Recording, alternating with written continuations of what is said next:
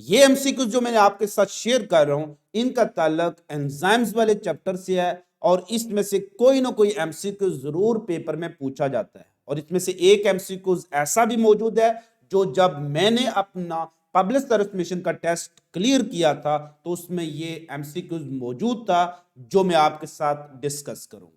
यहां पर मैंने एंजाइम्स वाले चैप्टर से सारी एक्सेप्शन शेयर की हैं और ये एक्सेप्शन हमेशा पेपर में जरूर पूछी जाती हैं।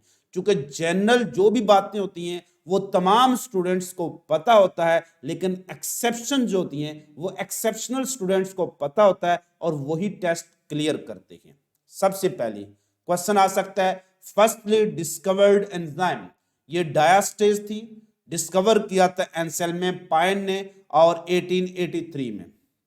मोस्ट अबंडेंट एंजाइम या प्रोटीन इन नेचर वो कौन सी थी? रुबिस्को। ये कहां पाई जाती है? प्लांट में पाई जाती है। ये किस ऑर्गेनेली में आपको मिलेगी? ये क्लोरोप्लास्ट के स्ट्रोमा में मिलेगी। इन्वॉल्व होती है दो स्टेप्स में, एक होता है कैल्विन साइकिल और दूसरा होता है फोटो रेस्पिरेशन। इसको ये नाम कहां से दिया गया है? इसका जो सबस्ट्रेट है उसका नाम था RUBP, राइबोलोज बिसफास्फेट।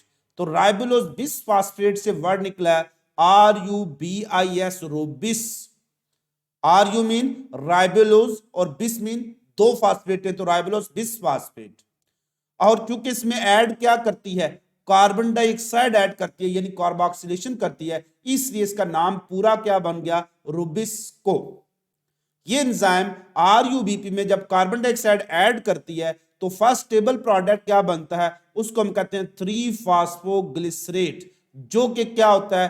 3 कार्बन। इसलिए हम कैल्विन साइकिल को C3 साइकिल भी कहते हैं। So Rubisco is involve in C3 cycle. Enzyme with dual function, dual function का मतलब है कि दो डिफरेंट फंक्शन कर रही है। ऐसा होता नहीं है, ज्यादातर एंजाइम स्पेसिफिक होती हैं और वो एक ही फंक्शन करती हैं, लेकिन ये एंजाइम ऐसी है जिसका सबस्ट्रेट तो स्पेसिफिक रहता है, यानी सबस्ट्रेट इसका नहीं बदलता, लेकिन फंक्शनल स्पेसिफिसिटी इसमें खत्म हो जाती है। ये रुबिस्को में यूजुअली क्या ऐड करती है? Carbon dioxide. जब कार्बन डाइऑक्साइड क्या हो? एक्सेस हो। जब भी कार्बन डाइऑक्साइड एक्सेस में होगी तो ये RUBP में क्या ऐड करेगी? Carbon dioxide. तो पहला स्टेबल प्रोडक्ट क्या बनेगा? 3PG। कौन सा साइकिल चलेगा? Calvin cycle. लेकिन अगर ऑक्सीजन एक्सेस में हो तो ये ऑक्सीजन भी ऐड करती है, तो ये रुबिसो बन जाती है और इस प्रोसेस को कहेंगे ऑक्सीजनेशन। और इसमें जो पहला स्टेबल प्रोडक्ट बनेगा उसको कहते हैं ग्लाइकोलिक एसिड। ग्लाइकोलिक एसिड होता है और ये 2 कार्बन कंपाउंड होता है और इसलिए इसको C2 साइकिल भी कहते हैं। ये फोटो रेस्पिरेशन का पहला स्टेप है और ये सिर्फ और सिर्फ प्लांट में होती है। एंजाइम दैट इज थर्मोस्टेबल, वैसे हमने पढ़ा कि enzymes are very sensitive to temperature and pH। Temperature के बढ़ाने से एंजाइम की एक्टिविटी एक खास हद तक बढ़ेगी और ऑप्टिमम टेम्परेचर के बाद एंजाइम क्या होना शुरू हो जाएंगी? वो आस्ता आस्ता इनएक्टिव होना शुरू हो जाएंगी और अल्टीमेटली डीनेचर हो जाएंगी।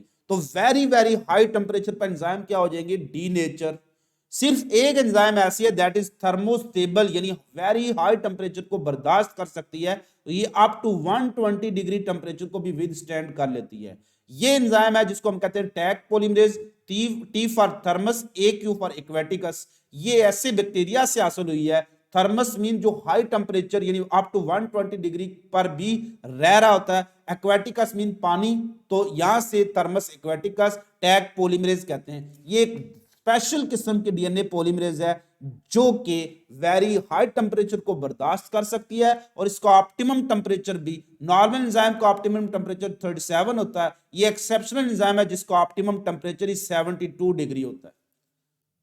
So a special kind of DNA polymerase having optimum temperature of 72 degrees called Taq polymerase. It is obtained from a Thermus aquaticus bacteria, and these bacteria are actually extremely thermophilic and they can survive in very hot water and that has a temperature above 100 and up to 120 degree.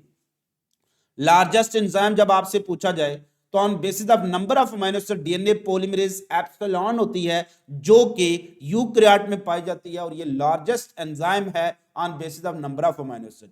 Smallest enzyme on basis of number of amino acid है ribonuclease जिसको कहते हैं, और इसमें 1 to 4 amino acid पाए जाते हैं। Smallest enzyme on basis of molecular weight lysozyme होती है। ये वो एंजाइम है जो कि बैक्टीरियोफेजेस के पास भी होती है, ये वो एंजाइम है जो इंसान के आंसुओं में भी होती है, और ये वो एंजाइम है जो कि बैक्टीरिया की जो पेप्टाइडोग्लाइकेन है उसको डाइजेस्ट कर सकती है। इसका मॉलिक्यूलर वेट क्या है? 14,300 डाल्टन इसका मॉलिक्यूलर वेट है। Largest enzyme on basis of molecular weight क्या है? वो डीएनए पॉलीमरेज 1 है जो कि प्रोकैरियोट में पाई जाती है। इसका मॉलिक्यूलर वेट जो है वो आप देख सकते हैं तकरीबन कोई 1,03,000 डाल्टन इसका मॉलिक्यूलर वेट है। Enzyme that work in highly acidic medium, यानी एंजाइम जो हाईली एसिडिक मीडियम में यानी 2 pH पर भी काम करेगी, वो पेप्सिन है। ये कहां पाई जाती है? वो स्टोमिक में पाई जाती है, और स्टोमिक में मैदे में मौजूद होती है। Enzyme that work in highly basic environment, वो पाई जाती है आर्जिनेज यूरिया साइकिल में इन्वॉल्व होती है, और ये लिवर में पाई जाती है। Enzyme that are not protein in nature, ये वो क्वेश्चन है जो मेरे पब्लिश सर्विस मिशन के टेस्ट में भी पूछा गया था।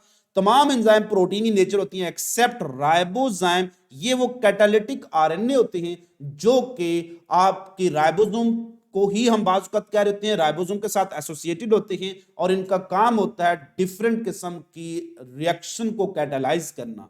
तो all enzymes are protein in nature except तो राइबोजाइम। तो which one the following is a non protein enzyme? तो ribozyme, these are actually catalytic RNA. उम्मीद करता हूं कि ये जो इंफॉर्मेशन है आपके लिए बहुत ज़्यादा फायदेमंद साबित होंगी। अपना बहुत ज़्यादा ख्याल रखिएगा। अगर आपको वीडियो पसंद आई है तो ज़रूर इसको शेयर कर दें, और